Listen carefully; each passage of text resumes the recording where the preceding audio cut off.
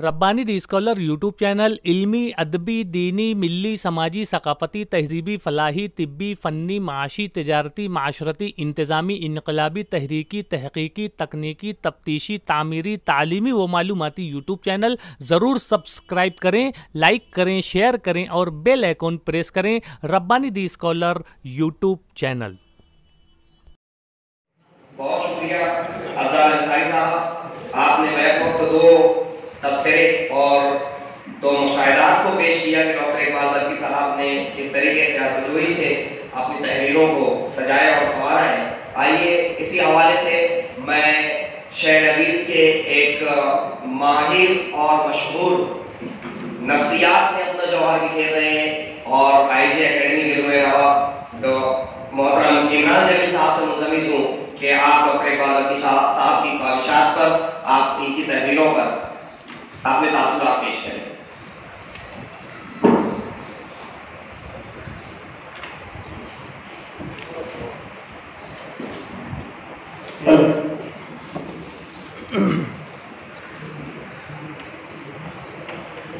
بسم اللہ الرحمن الرحیم۔ سب سے پہلے تو آج کی اس تقریب میں ہمارے استاد محترم ڈاکٹر اقبال برقی صاحب کی جن دو کتابوں کا اجرا ہوگا، میں ڈاکٹر صاحب کو دلی مبارکباد پیش کرتا ہوں۔ محترم صدر صاحب، بچوں میں اخلاقی قدریں پروان چڑھانے والے اولین استاذ ڈاکٹر اقبال برقی۔ کتاب کلچر سے ہمارے معاشرے کا ربط بتدریج زوال پذیر ہے، وقت کے ساتھ قدریں بھی بدل رہی ہیں، تیز رفتار ترقی کی وجہ سے پڑھنے لکھنے کے میڈیم بھی بدلتے جا رہے ہیں۔ خوش آئند بات ہے کہ ڈاکٹر اقبال برقی جیسے ظرفیت ذہن کے حامل، مستقل مزاج اور اپنے کام پر توجہ مرکوز کرنے والے مصنف اپنی کہانیوں کے ذریعے ہر سال کتابوں کا اضافہ کیے جا رہے ہیں۔ محترم حاضرین، بچپن میں سراج احمد صاحب کے لکھے گئے ناول خوفناک جزیرہ، کالی دنیا، نیلی دنیا کے طلسمی ماحول اور تجسس خیز فضا میں تخلیق کیے گئے واقعات کو آج تک میں بھلا نہیں پاتا ہوں۔ یوسف دہلوی، یونس دہلوی وغیرہ کی پاکیزہ روحوں کو سلام کہ رسالہ کھلونا کی کہانیوں کے ذریعے مجھ جیسے لاکھوں بچوں کی ذہنی و فکری تربیت ہوئی۔ عصر حاضر کے بچوں میں انٹرنیٹ و کمپیوٹرائزڈ گیجٹ سے تال میل پر اعلیٰ تعلیم یافتہ والدین کو رشک ہونا فطری ہے۔ موجودہ دور میں 50 برس سے زائد عمر کے اسکالرز بھی جب اینڈرائیڈ موبائل میں کسی کا نمبر محفوظ کرنے کا طریقہ نہیں سمجھ پاتے ہیں تو یہ ہمیں بالکل قابل قبول ہے۔ لیکن آج جب ہم بچوں کے ہاتھوں میں پیام تعلیم، ہلال، امنگ وغیرہ کہانیوں کی کتابوں کے علاوہ موبائل گیم کا جنون دیکھتے ہیں تو تب ہمارے ذہنوں میں فکر و تردد کے پہاڑ کھڑے نہ ہوں تو ہمیں ایک پل کے لیے رک کر سوچنا ضروری ہے کہ ہمارے بچے ان تکنیکی ترقیوں کے ساتھ ساتھ اخلاقی قدروں کی تعلیم اور تہذیبی خوبیوں کے بنا کیا سوال معاشرے کا حصہ بھی بن سکیں گے؟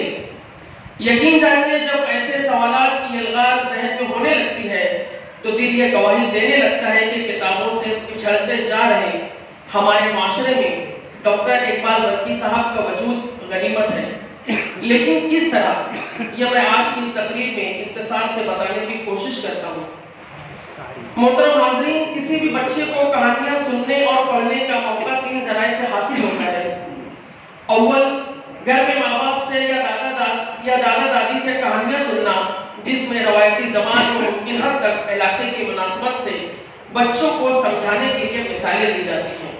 دوم، ابتدائی جماعتوں میں اساتذہ و درسی کتابوں کے ذریعے کہانی سننا اور پڑھنا، اور سوم، پڑھنا لکھنا آ جانے کے بعد ڈاکٹر اقبال برقی صاحب اور آپ جیسے ہی بچوں کی کہانیوں کے مصنفین کے ذریعے لکھی گئی کہانیوں کو پڑھنا۔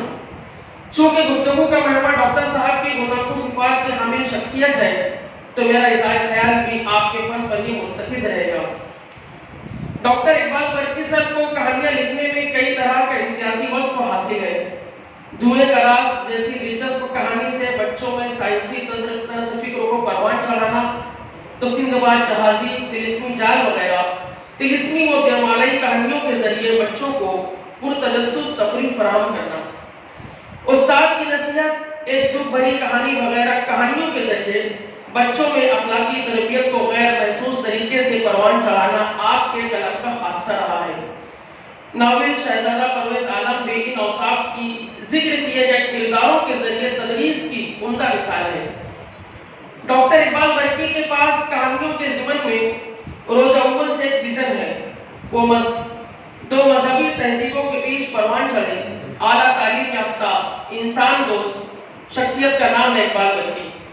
اردو و انگریزی زبان کی ہزاروں معتبر کتابوں کے مطالعے کی وجہ سے آپ کا تخلیقی وصف آپ کو شعوری طور پر ہمیشہ یہ احساس دلاتا رہا کہ آپ کی کہانیوں میں تفریح، تجسس، دلچسپی کے عناصر کے ساتھ اخلاقی درس کبھی چھوٹنے نہ پائے۔ آپ نے جنگل کی کہانیاں بھی لکھی، طلسمی کہانیاں بھی، اور انسانوں کی جیتی جاگتی زندگی میں موجود مختلف النوع جذبات سے رچے بسے کرداروں کو لے کر بھی 20 کہانیاں لکھی ہیں۔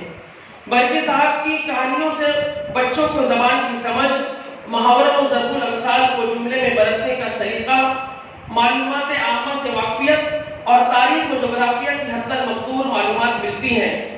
آپ کے طریقہ تدریس و کہانیوں سے صرف بچے ہی بہت کچھ سیکھتے ہیں، ایسا بالکل نہیں ہے۔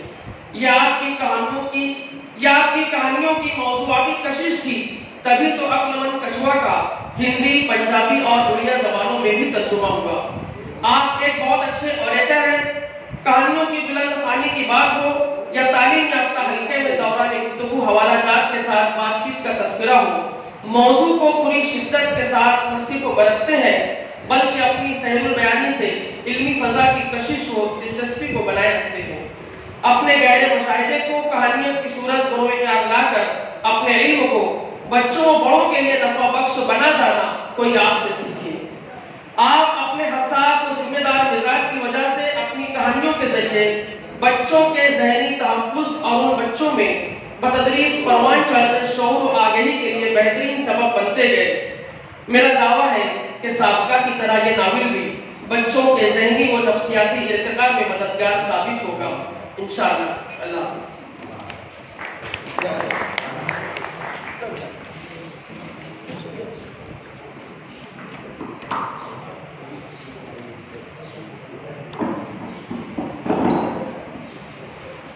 بہت شکریہ عمران جمیل صاحب۔